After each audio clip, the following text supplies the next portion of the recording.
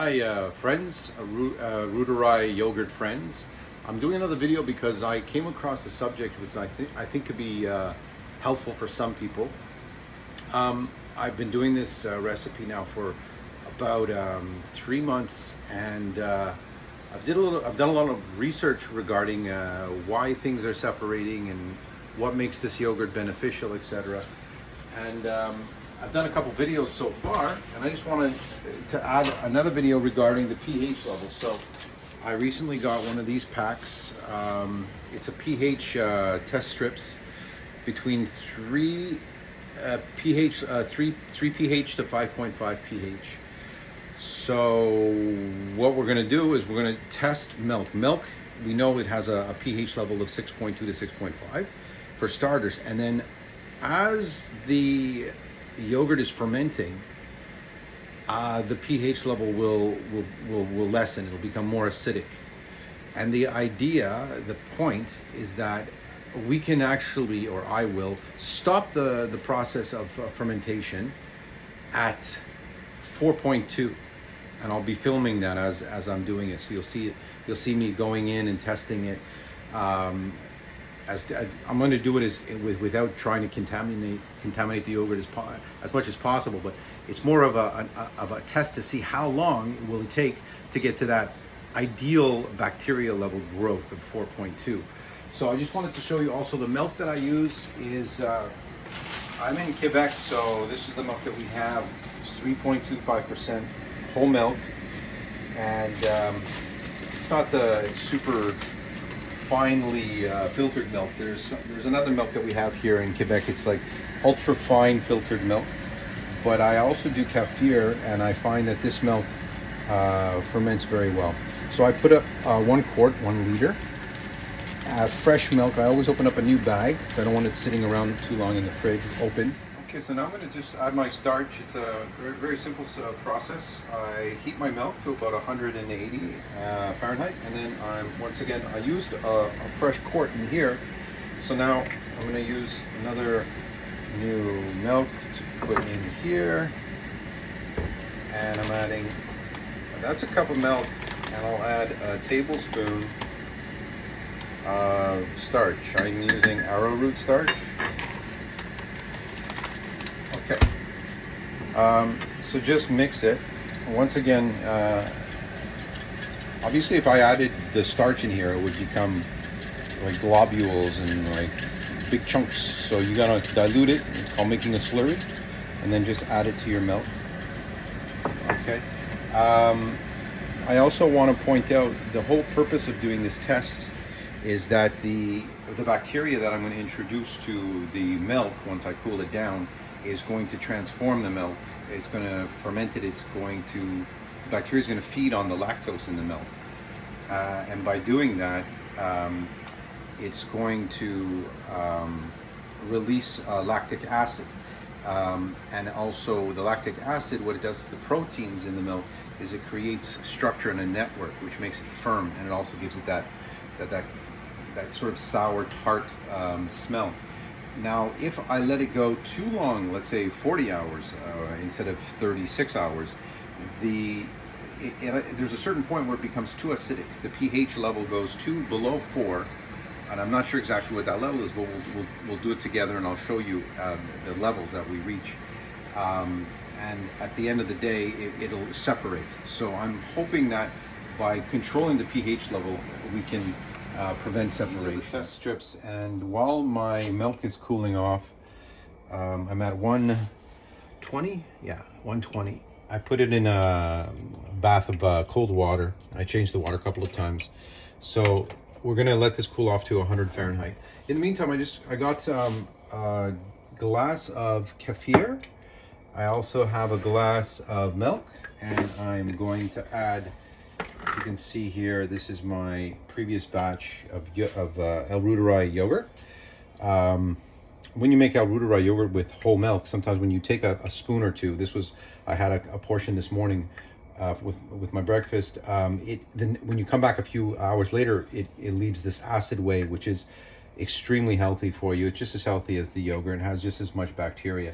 Speaking of the bacteria, The other reason why I am really keen on testing my pH level of my yogurt is because if I go past lower than 4, not only do I risk separating, but also the bacteria count, which is supposed to be in the trillions at that point, because it's multiplying over the course of this period of 36 hours. If it goes beyond that, then I risk also losing the count of the bacteria. So instead of it being a few hundred billions, it could be less. So the whole idea is that we're doing this to get a therapeutic level of bacteria, and if we ferment it too far and it separates, we're losing that therapeutic effect. So let's just for fun take a look at what the pH is of the. I'm not so interested in the milk, because I know milk has a pH of 6.5, but it says to dip it in immediately, take it out, and then compare. Right, compare. I'm looking at in the 3.5 level. Let's do another test.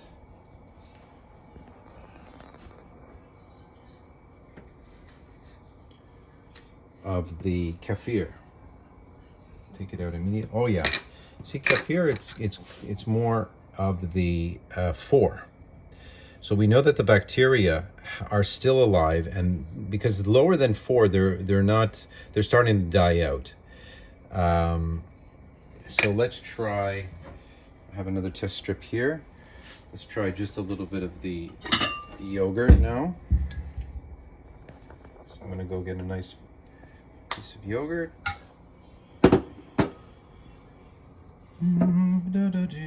Okay, so yeah, it's going towards the green. It's difficult to see through the yogurt. That's one of the, maybe having a digital pH reader would be cool. But I'm seeing the 3.5 level, maybe 4.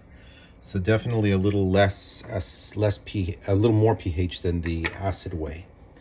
Okay, so let's just finish our incubating.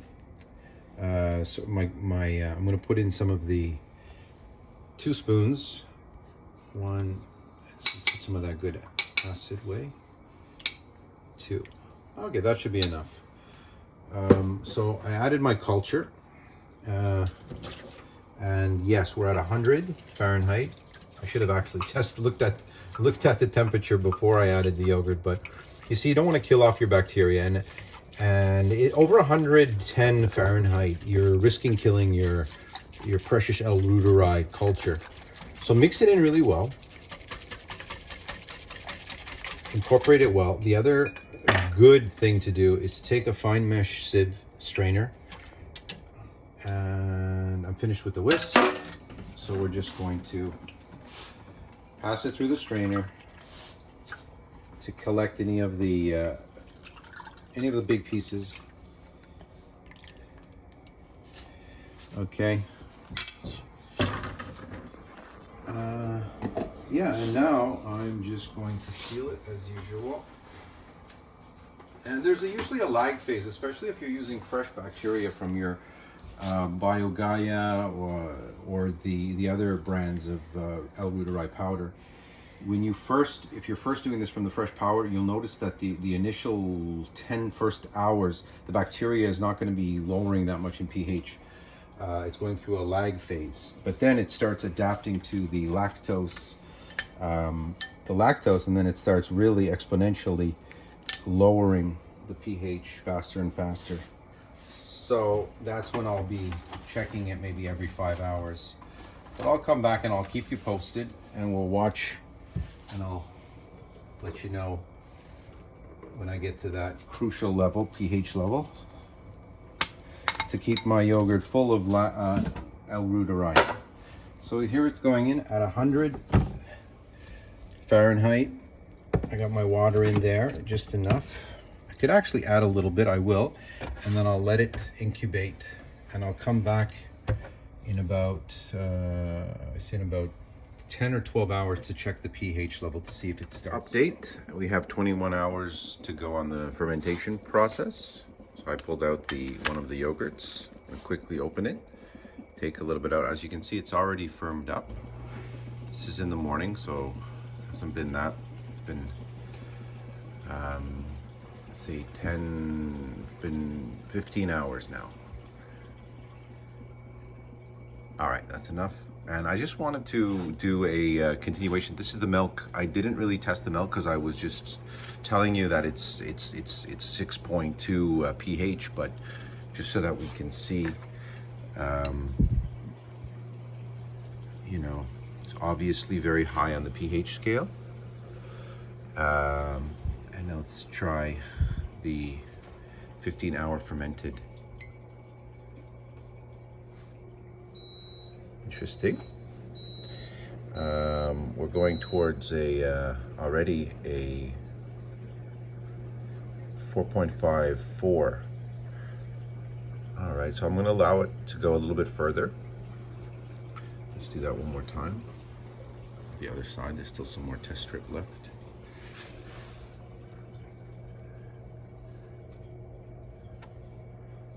Okay, here you can see a clear image that it is around 4.5.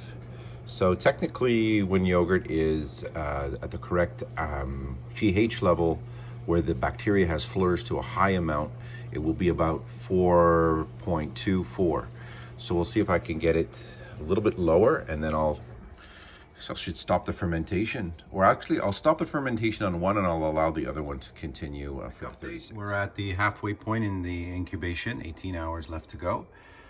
Based on 36, here's the El Reuteri yogurt after 18 hours, doing the pH test. I'll put this up here so we can see. And I'm seeing 4. It's at a pH level of 4. And the kefir, just on a side note, here's kefir, which my kefir will be ready, I don't know, in about 4 or 5 hours. Because I can tell usually there's a little bit of whey that will produce on the bottom. That's how I know that it's ready, and then I'll just strain it and refrigerate it. So, yeah, so we're both at around the same, about 4.2. This one's going towards let's do it one more time on the other half just to get I don't want to go directly into it, so and I'm not testing the whey, I'm testing the actual yogurt. I went deep into the middle of the yogurt to get a sample, and that's it right there. So we're going towards 3.54. I'm going to stop it actually right now, even if it's not as congealed as I'm used to having it. I'm going to put it in the refrigerator to stop the test. I did what I planned to do, and then my other batch, which is untouched, I'll continue for the remaining of the 18 hours, and we'll just do a pH test when that comes out. Video, I just want to show you the pH of the kefir first. This is if I take the solution off kefir, is a 4, and then we're going to do our 18-hour ferment. When I reached 4, I take it from the spoon so I don't get acid whey on it. So it's actually the middle of it.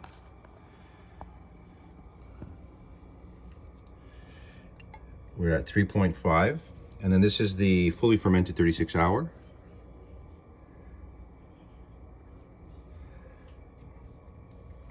So in a nutshell, I could have even stopped the fermentation of the initial plan, which was to stop it at 4. To be quite honest with you, this is it right here. I believe this was educational for me in the sense that I don't even need to let it go to 18 hours of ferment. I could have actually stopped it maybe when it was, I don't know, 12 hours in, and then I would have been more towards the kefir. So when you start it with your milk, it's going to be at 6.5 pH level, and then it'll go down incrementally and then exponentially after about 10 hours. So try to catch it if you want Well, basically what I'm suggesting is that to get the most amount of bacteria, because there's die-off, after 4% it starts slowing down and then eventually dying off, and also risking fermentation, is to stop it at around 4 or 4.5, and then because it'll continue to ferment in the fridge. Okay, friends, I hope this was educational. I hope this helps. If you have any questions, leave it in the comment as usual, and be well and be healthy.